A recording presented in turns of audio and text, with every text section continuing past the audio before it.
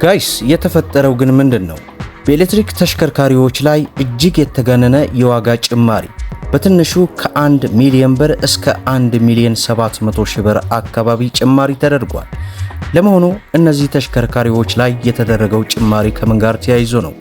ተሽከርካሪዎችስ ዋጋቸው ምን ያክል ደርሷል የሚለው ሙሉ ዝርዝር ይዘናል። ሰላም ጤና ይስጥልን። የተወደዳችሁና የተከበራችሁ የቻናላችን ተከታታዮች እንደምን አላችሁ? በዛሬው ፕሮግራማችን ላይ በሀገራችን ኢትዮጵያ በተለይ በአሁኑ ሰዓት የመኪና ገበያ እጅግ በከፍተኛ ሁኔታ እየተቀዛቀዘ ባለበት ሰዓት በኤሌክትሪክ ተሽከርካሪዎች ላይ ግን እጅግ ያልተጠበቀ የዋጋ ጭማሪ ተደርጓል። በተለይ የቢዋይዲ አጠቃላይ ተሽከርካሪዎች ላይ የተጋነነ የዋጋ ልዩነት ከ1 ሚሊዮን እስከ 1 ሚሊዮን 700 ሺህ አካባቢ ጭማሪ ተመልክቼ የ6 መኪኖችን ሙሉ የዋጋ ዝርዝር ወደ እናንተ ይዣለሁ። እንደምታውቁት በዚህ ቻናል የመኪና ዋጋ ሲጨምርም ጨምሯል፣ ሲቀንስም ቀንሷል እያልን እየተከታተልን ወደ እናንተ እናደርሳለን። ቪዲዮውን ሁላችሁም ላይክ፣ ቻናሉን ደግሞ ሰብስክራይብ እያደረጋችሁ እስከ መጨረሻው ድረስ ተከታተሉ።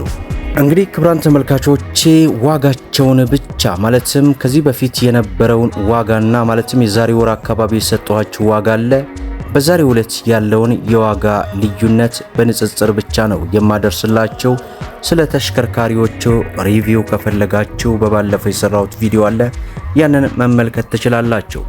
እንግዲህ በቅድሚያም የምንመለከተው በሀገራችን ኢትዮጵያ ከአነስተኛ ተሽከርካሪዎች ተርታ የምትመደበው የቢዋይዲ ምርት የሆነችው ቢዋይዲ ሴገል ነች። ይህቺ ተሽከርካሪ እንግዲህ የዛሬ ወር አካባቢ ወደ እናንተ በ3 ሚሊዮን 650 ሺህ ብር ለገበያ መቅረቧን ያደረስኩ ሲሆን በዛሬው ዕለት ግን እጅግ ባልተጠበቀ ሁኔታ በ4 ሚሊዮን 200 ሺህ ብር በዛሬው ዕለት ለገበያ የቀረቡ ሲሆን ኖርማሉ ቢዋይዲ ሴገል ግን በ2025 ሞዴል ማለት ነው ከዚህ በፊት 3 ሚሊዮን 500 ሺህ ብር የነበረ ቢሆንም በዛሬው ዕለት እንግዲህ የ500 ሺህ ብር ጭማሪ ተደርጎበት በ4 ሚሊዮን ለገበያ መቅረቡን በዚህ ሰዓት ተመልክተናል። ሌላው ቢዋይዲ ኢቱ ይህችም እንግዲህ በሀገራችን ኢትዮጵያ ከአነስተኛ የኤሌክትሪክ ተሽከርካሪዎች ተርታ የምትመደብ ተሽከርካሪ ናት። ይህች ተሽከርካሪ የዛሬ ወር የሰጠኋችሁ የዋጋ መረጃን ስንመለከት በ4 ሚሊዮን 200 ሺህ ብር የነበረ ቢሆንም አሁን ላይ እስከ 800 ሺህ ብር ጭማሪ ተደርጎበት ከ4 ሚሊዮን 900 ሺህ ብር እስከ 5 ሚሊዮን በዚህ ሰዓት እንግዲህ ለገበያ መቅረባቸውን በዛሬው ዕለት ተመልክተናል። ሌላኛው የቢዋይዲ ምርት ተሽከርካሪ የሆነው ቢዋይዲ ዮናፕ ነው። ሁሉም በ2025 ሞዴል ነው። 2026 መረጃው እንግዲህ ሲገባ በቀጣይ የምሰራላችሁ ይሆናል።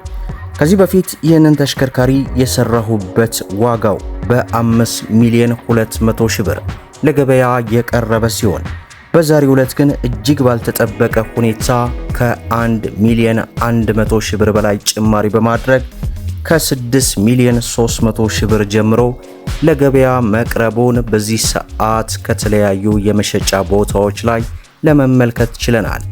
ሌላው አሁንም የቢዋይዲ ምርት የሆነው ቢዋይዲ ሌዮፓርድ በአልትራው በተለያዩ አይነት ለገበያ አማራጭ የሚቀርቡ ተሽከርካሪዎች ሲሆኑ በአልትራው እንግዲህ ከዚህ በፊት የሰጠኋችሁ ዋጋ አለ 7 ሚሊዮን 650 ሺህ ብር የነበረ ቢሆንም አሁንም እጅግ ባልተጠበቀ ሁኔታ ከ1 ሚሊዮን 600 ሺህ ብር በላይ ጭማሪ በማድረግ በ9 ሚሊዮን ብር ለገበያ መቅረቡን በዛሬው ዕለት ተመልክተናል። ሌላው አሁንም የቢዋይዲ ምርት የሆነው ቢዋይዲ ሶንግ ፕላስ ነው። ይህ ተሽከርካሪ ከዚህ በፊት የነበረበት ዋጋ አለ። ይህም በ7 ሚሊዮን 600 ሺህ ብር ለገበያ መቅረቡን ከባለፈው ፕሮግራማችን ላይ መመልከት ትችላላችሁ። በዛሬው ዕለት ያለው የቢዋይዲ ሶንግ ፕላስ በ2025 ሞዴል በተለያዩ አይነት አማራጭ ለገበያ የቀረበ ሲሆን አነስተኛው ከ8 ሚሊዮን 100 ሺህ ብር ጀምሮ ከፍተኛው ደግሞ 8 ሚሊዮን 700 ሺህ ብር ጀምሮ ለገበያ መቅረቡን ተመልክተናል። ይህ ማለት ከባለፈው ፕሮግራማችን ጋር የ1 ሚሊዮን 100 ሺህ ብር ጭማሪ ተደርጎበታል ማለት ነው። ሌላው አሁንም የቢዋይዲ ምርት የሆነው BYD C-Line 06 የተሰኘው ተሽከርካሪ ነው። ይህም ተሽከርካሪ እንግዲህ በ2025 ሞዴል በባለፈው ፕሮግራማችን ላይ ለገበያ የቀረበበትን ዋጋ ወደ እናንተ መረጃ ሳቀርብ በ7 ሚሊዮን 500 ሺህ ብር የነበረ ቢሆንም አሁን ላይ ግን እጅግ ባልተጠበቀ ሁኔታ ወደ 1 ሚሊዮን 800 ሺህ ብር አካባቢ ጭማሪ በማድረግ ከ9 ሚሊዮን 800 ሺህ ብር ጀምሮ ለገበያ መቅረቡን ተመልክተናል። እንግዲህ ተመልከቱት። በዚች በአጭር ጊዜ ውስጥ ብቻ ይህን ያክል የተጋነነ ወደ 2 ሚሊዮን ብር የሚጠጋ ጭማሪ በአንድ ተሽከርካሪ ላይ እጅግ በጣም የሚያሳፍርና የሚያሳዝን ነው። ምናልባት ገበያው እጅግ በከፍተኛ ሁኔታ የተነቃቃ ያለበት ሁኔታ ቢሆን እንኳን ገበያው ተነቃቅቶ ነው የሚል ሐሳብ ልንይዝ እንችላለን። ነገር ግን አሁን ላይ ከነዳጅ ሁኔታ ጋር ተያይዞ ሙሉ በሙሉ በነዳጅም በኤሌክትሪክም የሚሰሩ ተሽከርካሪዎች ዋጋቸው ብቻ ሳይሆን ገበያውም ሙሉ በሙሉ የተቀዛቀዘበት ሁኔታ ነበር። ነገር ግን የኛ ነጋዴዎች ምን እንዳሰቡ አላቅም። በዚህ ያክል የተጋነነ ዋጋ ህብረተሰቡ ላይ መጫን እጅግ በጣም የሚያሳዝንና የሚያሳስብ ጉዳይ መሆኑን ልንመለከት ይገባል። ለመሆኑ እናንተ ይህንን ዋጋ ስትሰሙ የሚሰማችሁ ምንድነው?